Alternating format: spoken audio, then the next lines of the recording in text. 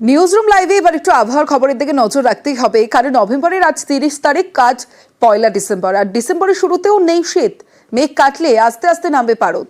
পূর্বাভাস হাওয়া অফিসে ঘূর্ণিঝড়ের প্রভাবে চলেছে তাপমাত্রা। 5 ডিসেম্বরের পর শীতের পূর্বাভাস, এমনটাই জানাচ্ছে হাওয়া office. Second, third, fourth, fifth, 6 December এই দিনগুলিতে পশ্চিমবঙ্গের সব জেলায় শুষ্ক আবহাওয়া থাকার সম্ভাবনা আছে। মিনিমাম টেম্পারেচারের দুই বেঙ্গলেই আপনার আগামী 5 দিনে লার্জ চেঞ্জের কোনো সম্ভাবনা নেই।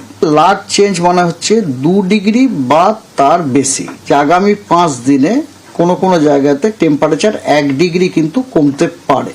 এটা কাটাবার পরে শীতের পরিমাণটা বাড়বে, অবশ্যই বাড়বে। নেক্সট শুক্রবার বা তারপর থেকে এটা হবে। তখন আপনার টেম্পারেচারটা আপনার একটুখানি নিম্নমুখী হওয়ার সম্ভাবনা আছে।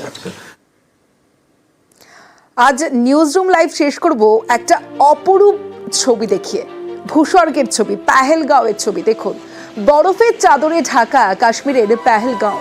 যেদিকেই তাকান না কেন শুধুই সাদা আর সাদা। তুষারস্নাত পেহেলগাঁওয়ে প্রকৃতিকে চুটিয়ে উপভোগ করছেন পর্যটকরা।